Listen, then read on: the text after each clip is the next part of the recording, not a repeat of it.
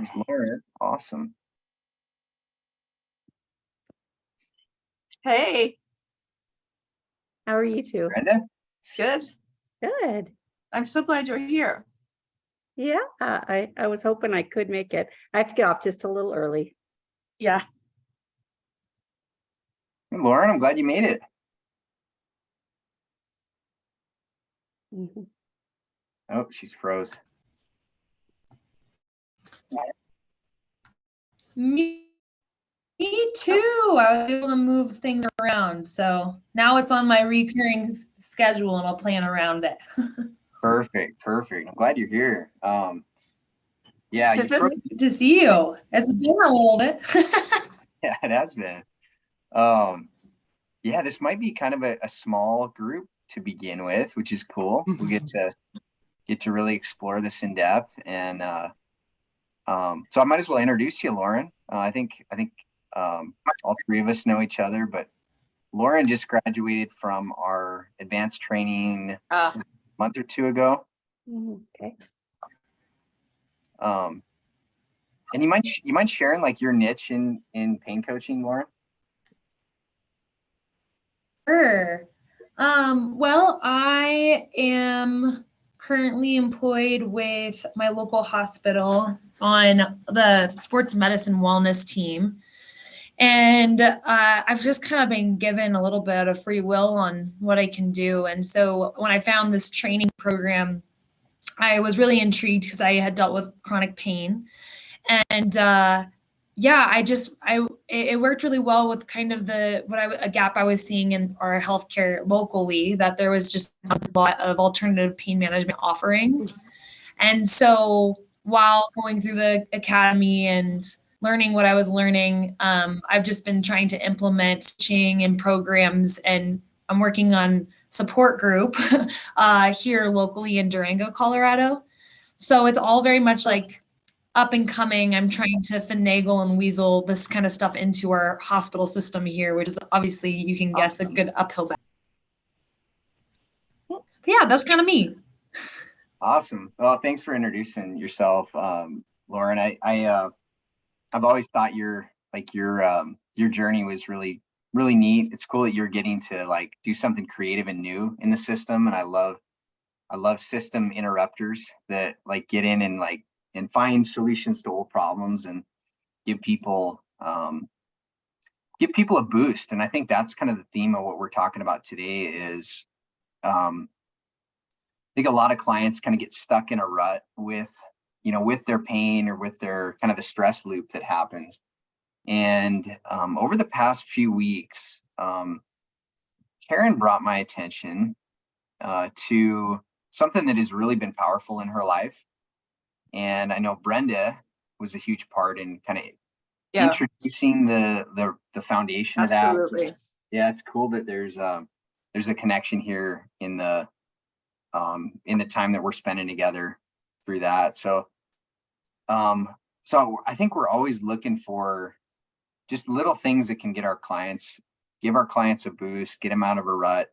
And the title of what we're talking about today is creating an environment for healing. So vagus nerve activation is one of those things that can be that kind of that catalyst for healing.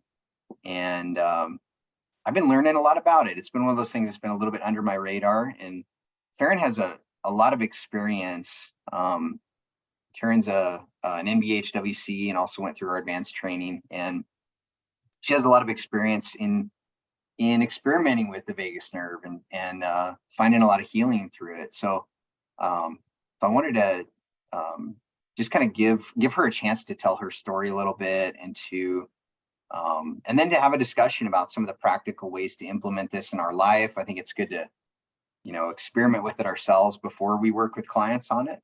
So the way that the format's going to be today, we have a quick presentation on just some of the ins and outs of the vagus nerve, and also Karen's story and kind of how that integrated, some of her knowledge about the vagus nerve is integrated into her practice. And then we'll have about 15 to 30 minutes of going through the presentation here, and then we'll just open it up and have a conversation about kind of some of the practical nature of it and how we might apply it in our lives and in our coaching. So that's kind of the format. I've probably done plenty of talking. I'll turn it over to Karen.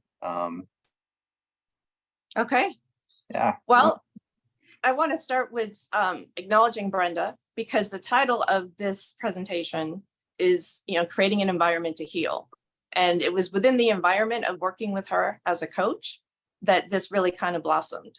And the presentation is actually an answer to a question that I had after I went through the advanced training. I'd gone through the process of learning and had this kind of revolution in terms of understanding pain as a science and looking at it as neuroeducation and neuroplasticity. Applying that to myself, I was wanting to know, what am I missing? Because after 30 some years, I'm still struggling with chronic pain. And I've done a lot of work and a lot of cognitive, behavioral work, and just kind of gone, up and down all over looking for answers. And I knew that the training was giving me what I needed, but I had to keep searching and I needed help.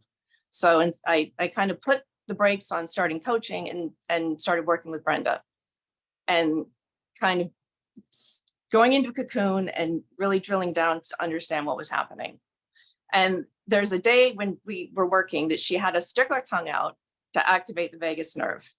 And I literally felt the chills in my body start, and I felt things decelerate. And I said, oh my goodness, that's the break. Something's going on. It's not working in my system properly. I think I just felt something. And so from that, let's turn to kind of what I would, what Paul and I kind of worked through and putting down on the page here is, anatomically, the vagus nerve is kind of in the core of your body. It's the wandering nerve. It starts, it's the longest nerve. It connects your brain, to all the important organs in your body, including your gut, your heart, your lungs. And it's really the essential command center of the parasympathetic nervous system. Again, this is review, I'm sure, for everybody here, because this, all of this is reflected in Take Courage coaching materials. So this is kind of, just kind of going over it for review. Activating the vagus nerve can increase something called vagal tone. And that engages the parasympathetic nervous system in creating a positive feedback loop that promotes overall positive feelings, speaking to Becky's article about positive emotions and pain and, managing pain and kind of, growing through it and kind of having a different relationship with it. So we have the positive feelings, better health, reducing stress, slowing the heart rate, and lowering blood pressure. And then the last piece, on the opening slide is the vagus nerve is connected to your vocal cords and your gag reflex. And it helps you to yawn. And those are kind of measuring sticks to kind of activate it, notice if it's working, or just maybe kind of engaging with it in a curious way. It's like, can I yawn? Am I gagging? Kind of the exercises that Brenda was teaching us in the group. And the last piece is where I kind of want to hone in on how I applied what I learned in training and then as a client is all of this overall contributes to our ability to have a strong vagal tone and heart rate variability. And heart rate the heart rate variability was something I didn't really understand until I, went into it with Brenda and with group in my research, is it's our ability to respond and be in relationship with the sympathetic nervous system to maintain that dynamic equilibrium, which is the homeostasis. And that's really where I was running into trouble. And, not to jump too quickly, but I wanted to just quickly go to the anatomy of the vagus nerve that Paul put together, which is just the basics. It's the cranial nerve. It connects to all the organs, and it just to review it kind of manages your heart rate, taste, speech, skin sensations, muscle sensations, immune response, digestion, mood, and more. And as we know from, the training, this is all going on outside of our conscious awareness. It's automatic. It's part of that automatic reflex that our body has inbuilt to keep us in a state, bring us back to stasis where we can integrate and have a stable environment to kind of grow. And I think in the definition I read is a set point. So it's that set point that I really struggled with. And, kind of widening out the perspective, the pandemic kind of changed my relationship to this whole process of my healing because of the change in being able to be out in the world and the nature of, in the beginning, the disease or the conditions that people were having, which was affecting, the lungs, ability to breathe, the cascade of inflammation, all of which was perfectly designed to hit my vulnerabilities, from a previous traumatic accident that happened in 1986. And so I'm not really going in linear order, but I just want to kind of real briefly get down to how where my insight and kind of how I'm perceiving all this. To put it into that context is, I experienced a traumatic injury as a teenager, and it was life-threatening and high velocity, impacted my body, caused scar tissue, lung collapse, and, set me up to work through a lot of PTSD in my early adult life. But I made a complete recovery. And so what I was looking at was the overactivation of the sympathetic nervous system in panic and anxiety. And then at that point, the pain was manifesting as migraines. And they were like category 5 storms that took me out 1 to 2 times a month. I was flat out. And if you look at some of the information about what happens if your vagus nerve is out of balance or not working, and we kind of left that slide open because it kind of feels like an open space to kind of explore in the group, is that I was having problems with migraines, vasoconstriction, vomiting, dizziness, just a complete wipe out of my system. And that actually was my parasympathetic nervous system trying to depressurize, because I would go through my day getting, I wasn't able to conduct pressure. And so it would build up and then it would release.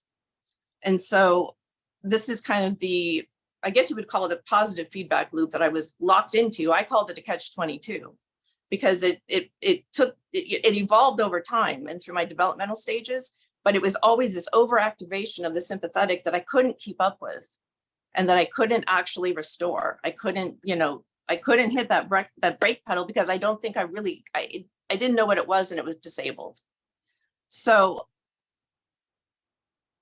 kind of, working to that, to that launching point, brings me into my kind of middle 40s, going through the training, working with Brenda and realizing, okay, this is where I need to go. So in March of 2022, I started really doing some of the things I was learning through Take Courage coaching that were in the lessons, the self-care, the breathing, revisiting all of these things in a different way with a different intention, because everything was changing.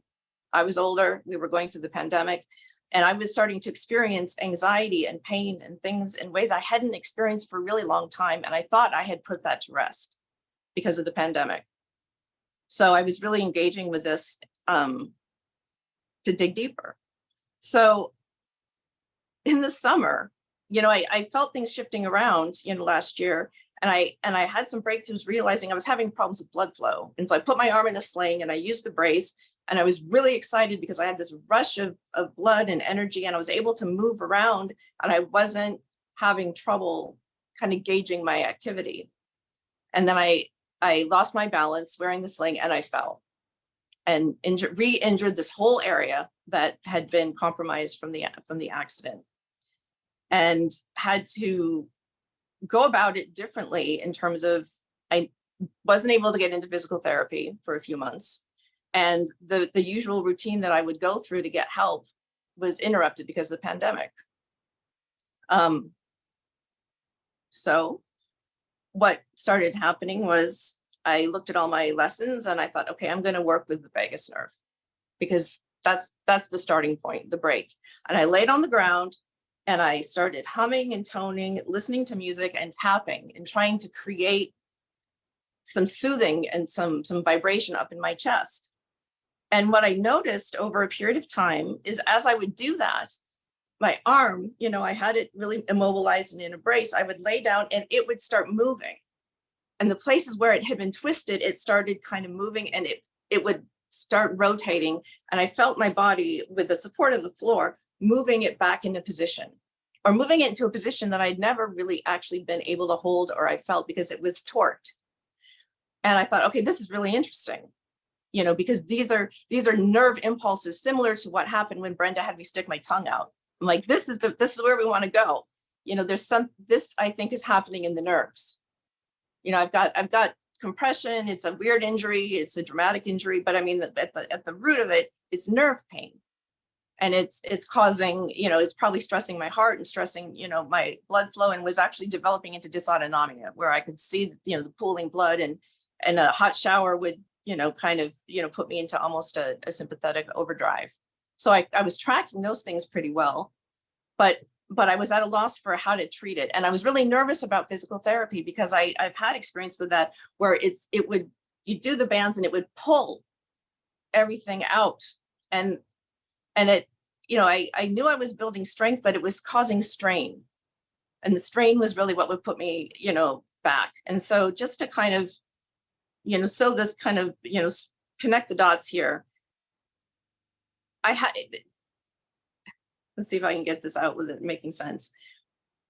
I had an experience, and I shared this with Paul yesterday, where I had a car 20 years ago, and the brakes weren't working. The brakes had been cut, from just sitting around. I needed, it wasn't being used, but I needed to move it from a parking place in an apartment complex to the street. And I didn't know the brakes weren't working. So I got in the car. My partner at the time was like, hey, we're just, are you ready? And I started the car and started to back out, and the brakes were gone. And I had to immediately whip the steering wheel around, or else I would have smashed through the apartment building behind me. So I got it turned around, and then it bumped into it, another part of the building. And I was like, oh my God, what am I going to do? So my partner, he said, okay, I've got an idea. I'm going to go into your apartment. I'm going to, your bookcase. I'm going to take apart your bookcase and get these bricks and put them in front of the wheels. And so you'll go into neutral, and we'll carefully inch forward, and those bricks will brace your movement. I'm like, all right, we got this. I'm not going to be a cannonball and just, streak across the parking lot. Well, we did that, and I moved it into neutral, and it plowed over those bricks, over his hands, and, through the parking lot at a really high speed. And I whipped the steering wheel around again and maneuvered myself into a parking place by actually using his truck as my backstop. And I was thinking about that when I was laying on the ground, even during group, when I was working with Brenda and we were going through the shares, and I'm like, that's what it was like to be in my body, is that I didn't have the internal locus. I couldn't find that break. And so movement was this like release of high intense energy that I was constantly having to crash up against to stop, because I couldn't stop. And so the experience of going through the work with Brenda was I learned how to stop. And it was the whole rewiring process. We talk about neuroplasticity. We talk about, all the different aspects of breathing and, tapping into the intention. That grew into, okay, I finally have an environment to heal, and I'm rewiring this. And it was methodical, and it happened every day for months. And then I started stretching and slowly moving around and reintroducing the experience of moving through space and gravity. And it's progressed to that point where I, for the first time, have my arm in the right position, and I have internal stability. And I have a way to reach the baseline of homeostasis. I can get back. That journey was always to find, how do I get into balance, and how do I find my starting point, so that I can safely return to that, and I can work through the pain that I'm still in, and the different things that I'm going to be encountering in life, and have a way to integrate it where I'm not crashing.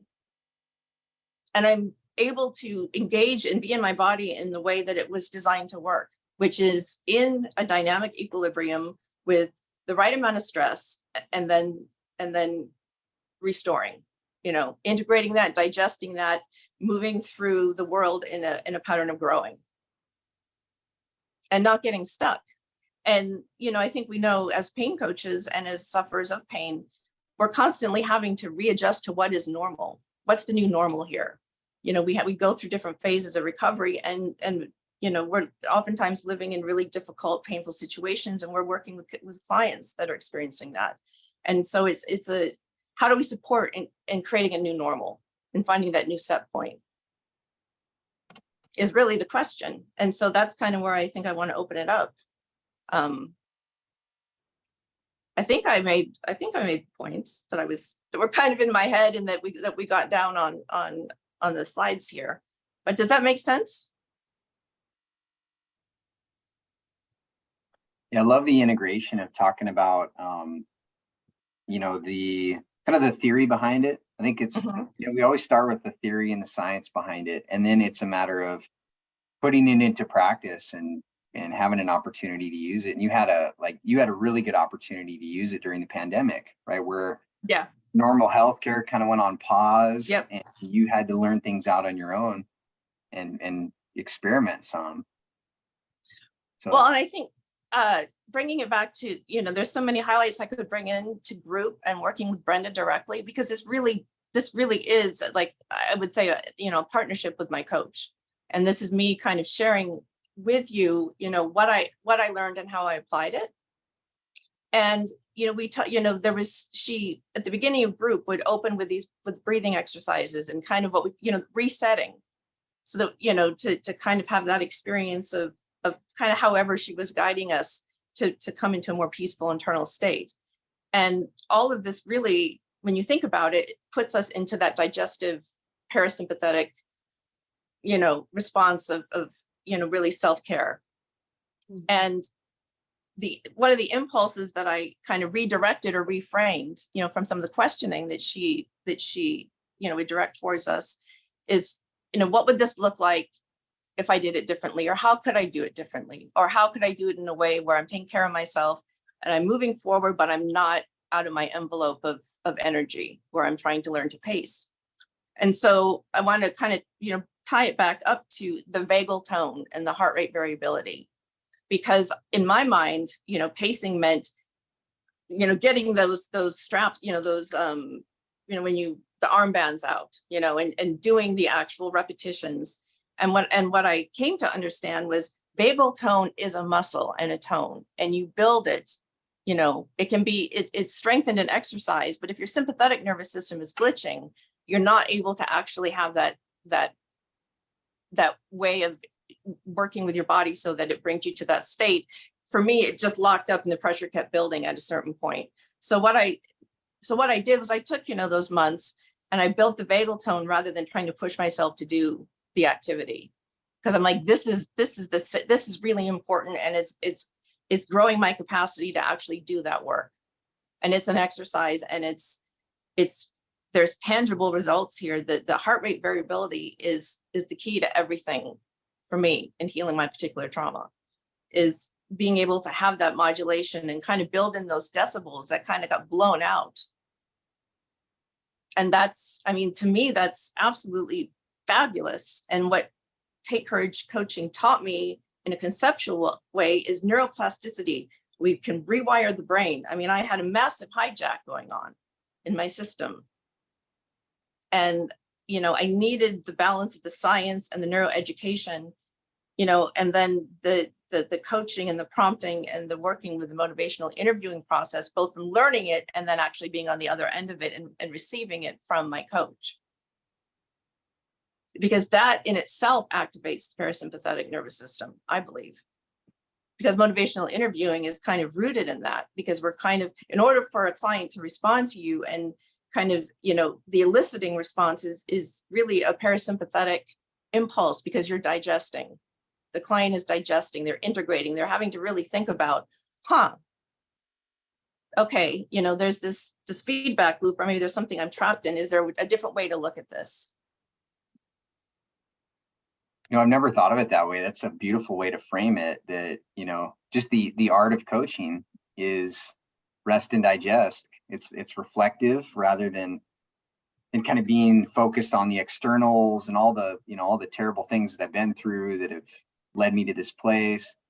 Rather than that, it's kind of a look within, and it's a time to digest what's going on and slow down. So. Yeah, I spent a lot of time on the floor. We'd have group and people would be on screen, and I'm like, I can't be on screen. I'm kind of on my way, literally had been doing physical therapy in terms of working with, this. And so I was on the floor, kind of going through the process and experiencing it. And when I popped up on video again and could see people, it was really like, okay, I'm here now. In the game. Yeah. So I'll stop. I'm ready to open it up. I want to hear everybody else now. Awesome. Thanks. Thank you for that presentation, Karen. That was just beautifully articulated from the, kind of the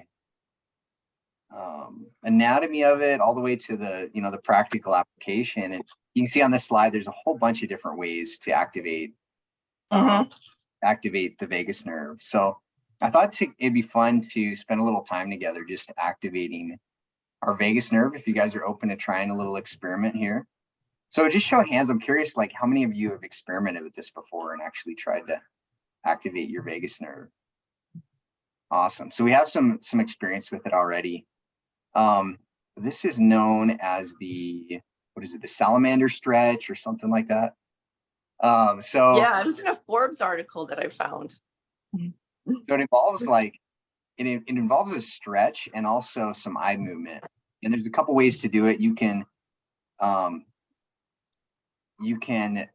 of go in the opposite direction with your eye movement that your body is going I'm with. really challenged. Okay. You can go in the same, you know, the same direction. So for example, you know, you're tilting the neck to the right, looking to the right, or you can look to the left. So something to experiment with. I personally like going the opposite direction.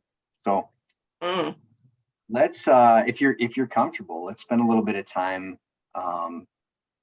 doing this stretch. So you start, you know, just in a neutral position. So your head to the right, and then look with your eyes to the left or to the right. It's up to you. We'll hold that for about 30 seconds.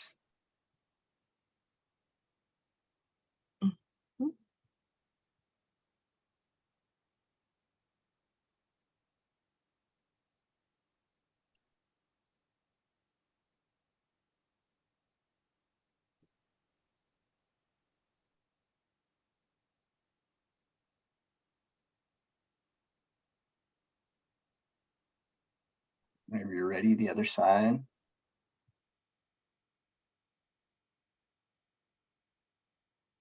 Feel the stiffness.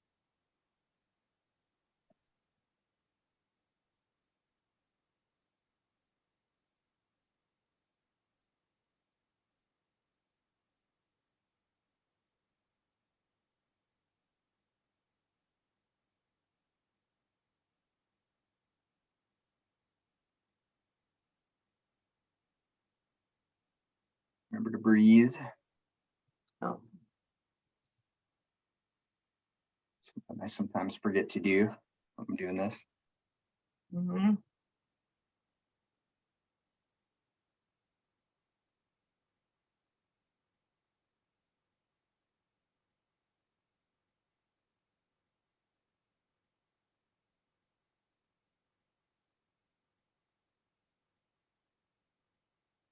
So yeah, let's just open it up for discussion.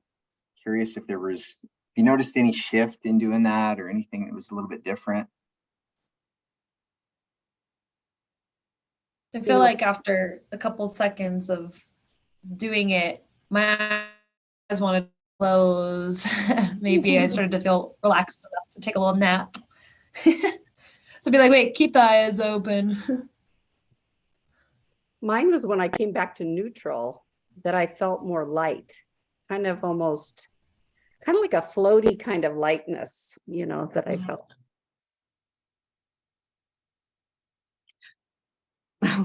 I stopped breathing, so it's really good that Paul said something, which is my default. So I noticed the freeze and I released it, and I could feel the tension, but I also again kind of felt things kind of open up.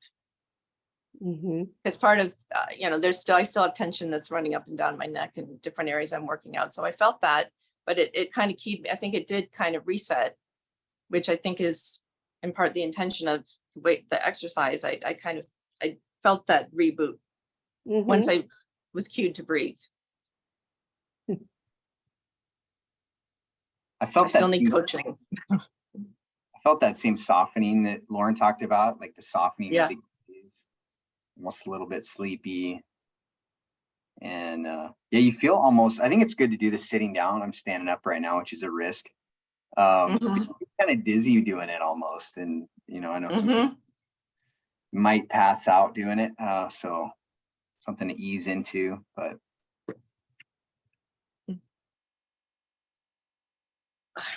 So I'm curious what you guys think. Like there's a lot of applications for this. And I don't know, I'm wondering, kind of wondering what your take is on using this with clients, and what it might mean for them as far as like getting out of the pain cycle and that kind of thing. Where's the practical application of this in coaching? For me, it's that I'm introducing something, and I never know what's going to work for a client, right? They have to decide what works for them. And so Karen was saying that I do open with a variety of different breathing or vagus nerve or relaxation kind of moments right before a group starts. And so I'm kind of struck right now that this stood out to Karen, and it reminds me, you don't know what's going to work for a client. Mm-hmm. So just having that variety. And just to have a calmness, the goal is to calm the nervous system and to help them to join the group in a more peaceful state. Because we hear better then, right? Mm-hmm.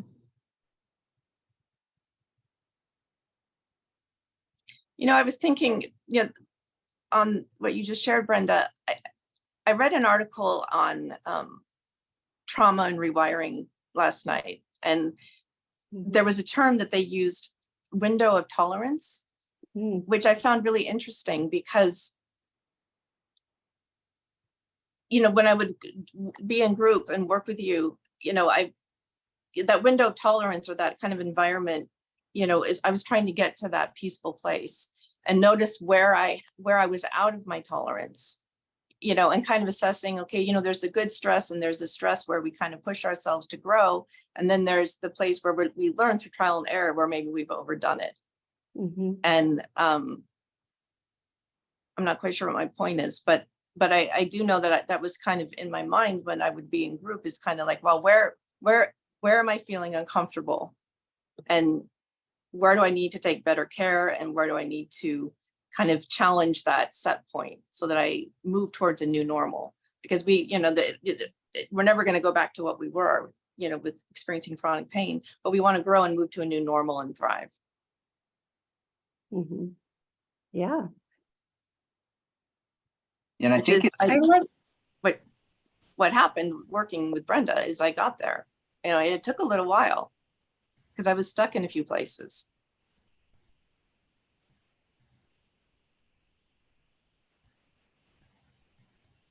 to me that brings to mind I think it's in Norman Doidge's book, The Brain That Changes Itself. It talks about how you cannot heal if you're in a sympathetic state. Impossible for your body to heal, which really, that hit me like a ton of bricks, right? Because we know that chronic pain just puts you into that state, and you see it so often with clients that just have this, that have incomplete healing. Yeah, yes. the tissues healed as much as they were going to, according to what the doctor maybe told them, but there's something incomplete there. They never did what they were supposed to do. And so even down the road, it's amazing the healing that can happen when you learn to, like, in a strong way, activate the parasympathetic. And I think breathing is kind of the gateway to that. Learning to breathe properly is the gateway. But it's amazing what you can do with this, with the vagus nerve activation, because I think it takes it one step further, where you can do something really active. Breathing is always, it's a foundational part of it, but this vagus nerve activation is just I think it's the next step that really puts you into rest and digest and allows for healing, even months or years. Karen's story is amazing, because this happened 35 years ago, Karen? Yeah. And you're finding the ability to heal 35 years later, which is just incredible. So well, I think there was a highlight on that slide, that it came after, I was able to learn and grow and accomplish a lot of things, but the cost was burnout. Because I think my window of whatever tolerance or whatever, it was kind of blown out at such a young age that it didn't ever really, I didn't really know what was sustainable, because I stretched so far, and it took a long time, and it took till I got to take courage coaching and started learning about the science of pain, and kind of being able to step back and make that separation, that pain is in the brain and it's real. It's real, but just like flowers grow and bloom and things change, there's something there's something inside me that can regenerate. And I think zooming in on the vagus nerve is like kind of locating what's generating that and having a place to focus. And that it's not like a nebulous idea. It's actually, I'm wired to do this. My body has, it's showing me the blueprints that predate being 15 years old. It's still there. I'll never be 15 again, and who would want to be? But I mean, in a certain way, but it's like, but it took a measurement of everything I'd experienced and learned and grown in my life. And, and actually the work that I did that paid off was part of the calculation, and it kind of reformatted everything and said, okay, here, we're going to, with the tones, with the focus work, the nerve impulses are going to start traveling, and we're going to make that circuit. And it was astonishing. It still is, this is not theoretical. I get on the floor every day now and stretch, and I do the toning, and I feel those nerves, and it's automatic. It isn't even guided imagery. It's automatic. The impulses are traveling down my arm, moving in, and they're releasing pressure, untwisting, and putting me in a place where I can start my day in alignment. And so then I'll go around and I'll do stuff in the kitchen, or I'll move around, and I kind of watch the time that how much time I'm doing it. And I take that same amount of time and I get on the floor and I do the toning, so that I'm building in that recovery rather than crashing. That's kind of like, there's the feedback loop of parasympathetic and sympathetic, and that happens automatically. But then the mindfulness piece that, that Brenda taught, and that the lessons kind of point to is that we can put our input into that feedback system. We can consciously participate. Mm-hmm. It's fun, Karen, because you've described a couple of ways of doing this. Like, Paul, you led us in one way. Karen, you have your way of doing your exercises. But if you go to YouTube, there are a lot of examples of very simple ways of stimulating the vagus nerve. Mm-hmm. And so you can experiment with different ways. One way may not work for you, another way may. And I'm so happy you found a way that worked for you. Oh, I'll never forget feeling, with that kind of gag reflex or the tongue, I literally felt it. Mm-hmm. It blew me out of the water. It like changed my whole reality, really, because I finally knew what it was. And it happened without having a migraine. Mm-hmm. It's just that science of neuroplasticity at work, the healing of those nerves. Yep. And it was just proof in your life that could be healed. I'm so glad I asked for help, because if I had just gone forward and just, I would be an amazing coach, but I wouldn't have that piece. And my own healing would be incomplete. And I needed to finish that. And that's giving me the ability to actually have the confidence that I can do this and not go into like a sympathetic, I used to work in more high stress jobs and in healthcare. And, I would amp up with everything because it was overwhelming. It was triage. I was like, I don't know if I'm wired to be a good coach, because I don't, how can I do this if I can't get into the states? All these lessons are bringing, helping guide clients and ourselves for self-care in these states. And the motivational interviewing is eliciting that. But what if I'm not there? How can I be a coach? If I can't bring myself there, if I can't take care of myself, if I can't reset, I'm going to get hurt. And I'm not going to be of service to clients, because I'm going to, get into enmeshment or the writing reflex or what have you. All the different things that we really check ourselves on, because that's not our job. you know, that's really relatable to me, because when I first started pain coaching back in 2014, I didn't have anything wrong with me. I didn't have any chronic issues or anything. And I remember it feeling, it was like I had a lot of empathy, but there was something missing. And then in 2018, I developed all kinds of like autoimmune issues, not chronic pain per se, but like I had to figure my health out, right? I was in that crisis mode that people in chronic pain face too. So to me, that was like, at the time, it really sucked, and it still sucks sometimes, right? But it's been a big blessing to me, because I've had to figure things out on my own, rather than just like, just trust me, this works, right? I've had to experiment with it, and I know that it doesn't always work for me, right? There's a trial and error component to it that needs to be part of that. And so, like for me, I have a lot of digestive issues. This is a tool that works for me. It's amazing, and it took me, like 5 years to find this. So,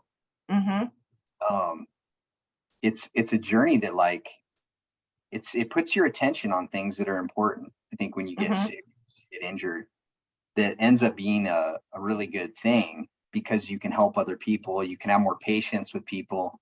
Yeah. And you're when you're looking for something, I think it's easy to empathize with where your clients are at, right? They're looking for something too. So, well, and that really, that was beautifully stated, and kind of reflects how we, the growth process, because we're, as a coach, our coaches were working through our own pain sometimes, and in the course of our profession, we may encounter new kinds of pain or different challenges in our own life, and we'll be integrating that into being a coach and a support for others. And so we're going to be ongoingly changing. That's why I really like what you've done, and sharing your story, Paul, and then bringing us together in this format with the kind of the brown bag kind of sharing spirit, where we all take turns kind of talking about, what informs our approach, or maybe things that have really touched us, or,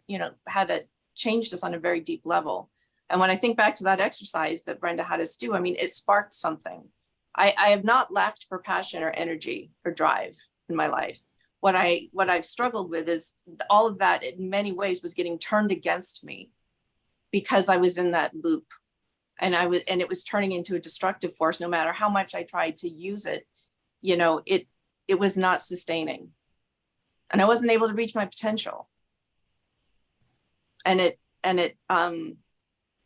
sure wasn't through lack of effort, because I tried everything. And the value of coaching is, we need that support to get there. And like Brenda said, you never know what's going to spark something, because it is, that ignition is that intrinsic motivation, going through the stages of change, and, being able to, when that hit, I was kind of stuck and I was stalled out, that awakened, and then things started recalibrating, and I fell. And then I had a chance to I think, Paul, you mentioned this yesterday. It's like my whole life I'd been preparing for that, but I needed the support of the outside to help prompt me into that process, because I couldn't see it, and I needed help. And that's simply just in the act of Brenda being present, supporting, kind, using all her tools, and still, taking care of herself with all the things that, we all work through every day, and, there's that, it's, how can that not be an essential part of healing with, or working with a physician, or working with whatever healthcare team, is having that kind of gentleness and expertise and understanding of the pain process and managing pain, like you have on the website, how to manage pain. With that essential piece in place, other things can start working. You can articulate your needs to a doctor more easily, because you're working on that. You're able to gain new tools and gain perspective. And it can take a while, it took it for me, it took longer than I would have liked, being kind of a overachiever. I'm like, okay, this is wait a minute. I didn't sign up to get injured again, and what if, what's, what? I mean, this is kind of scary. That's kind of a tangent, but. Yeah. Paul, I'm thinking too that sometimes the vagus nerve exercises or any of the breathing meditations we do, what they do is how they help us is they bring us into an awareness of what our body is doing and what we're feeling and being in touch with hearing what it needs. And so I think any of these types of exercises, vagus nerve exercises, really the healing happens, but there's also this awareness that's brought up.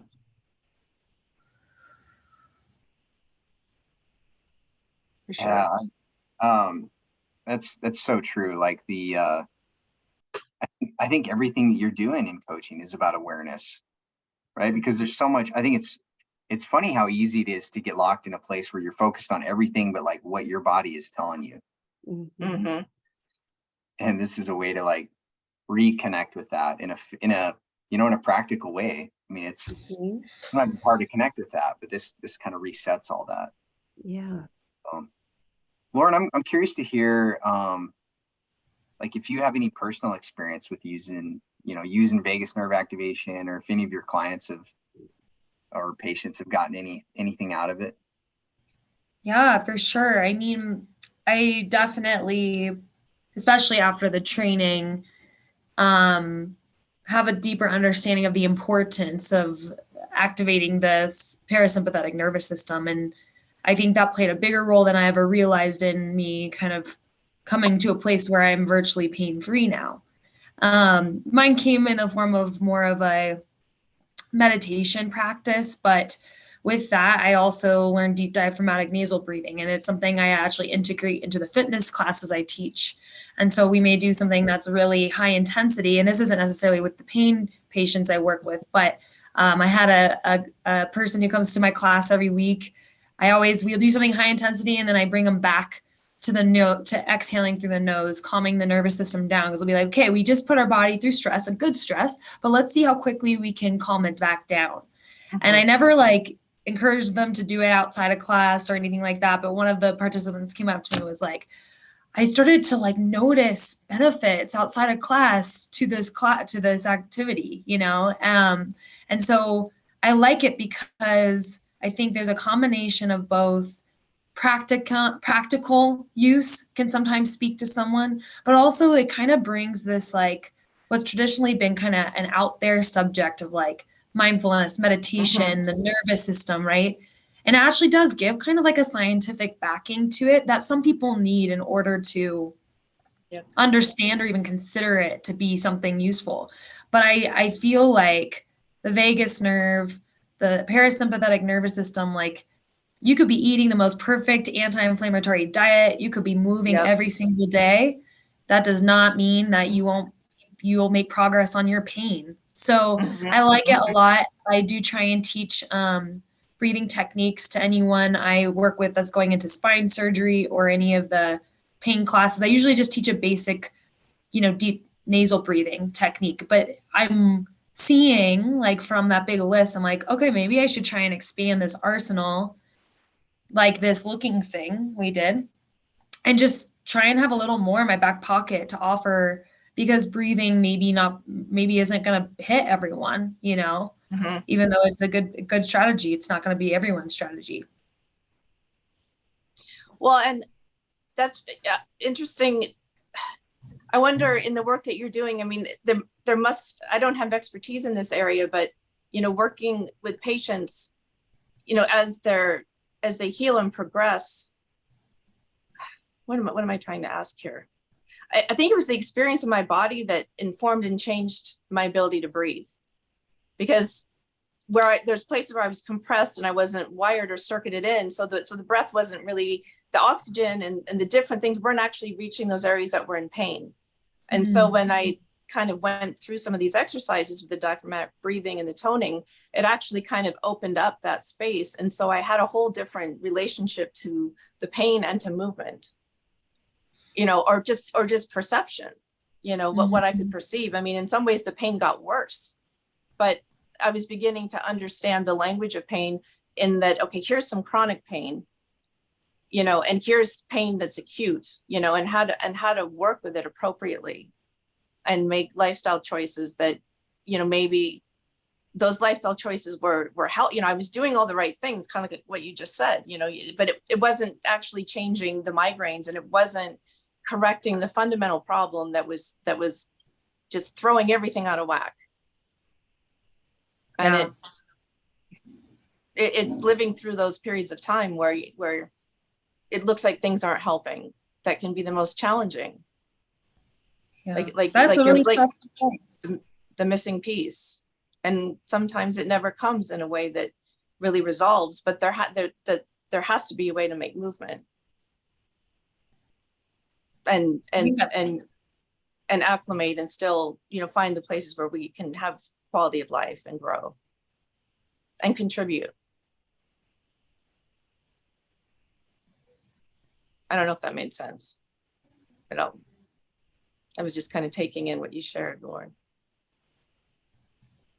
It does. Because I definitely related to that.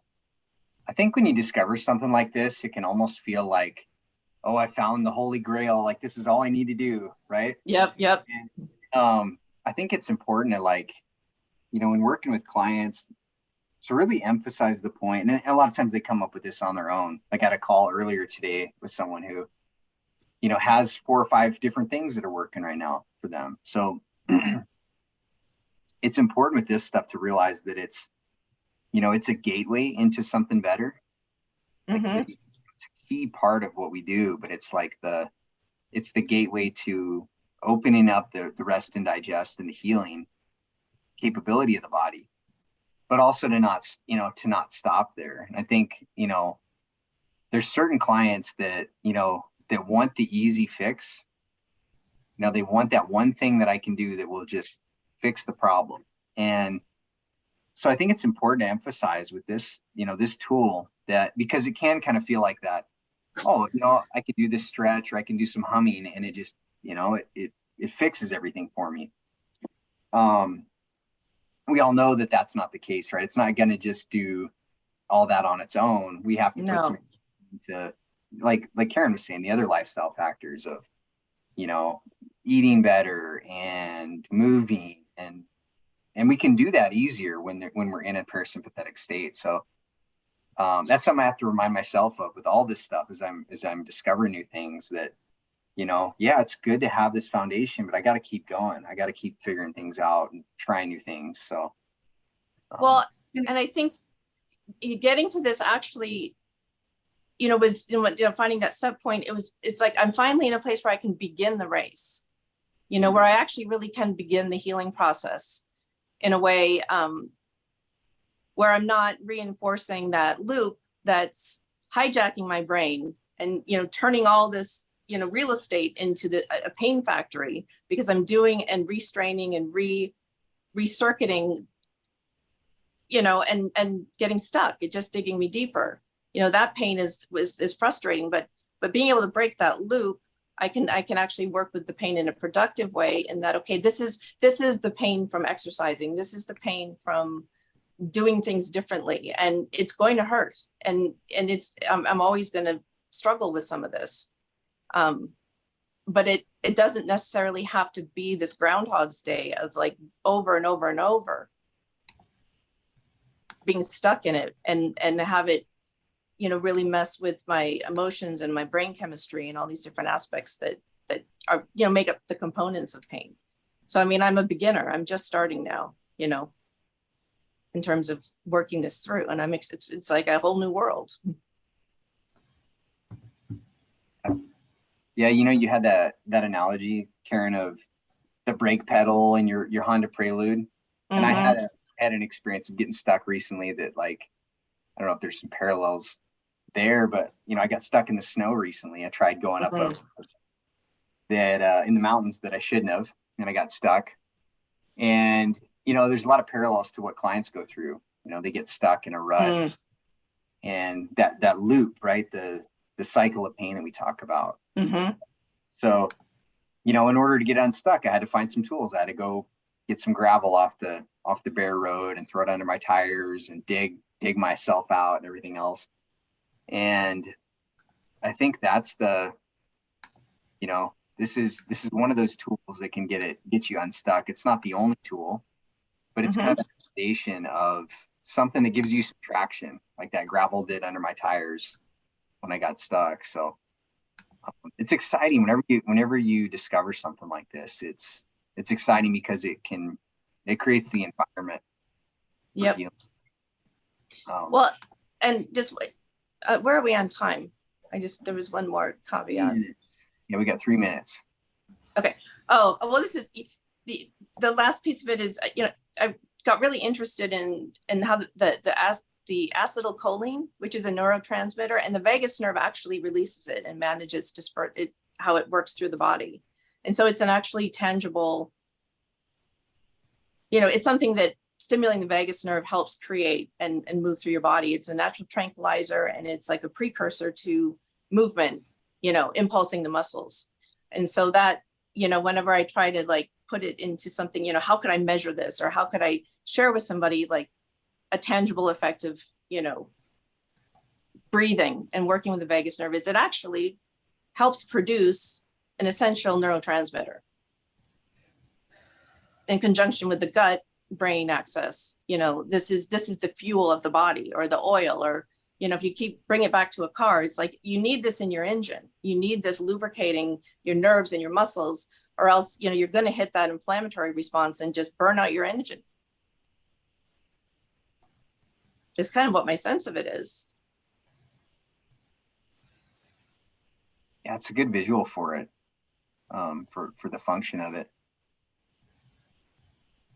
Well, looks like Brenda had to jump off a little earlier, and thanks for spending this hour with us. It was awesome seeing you, Lauren. And yeah, it was great meeting you.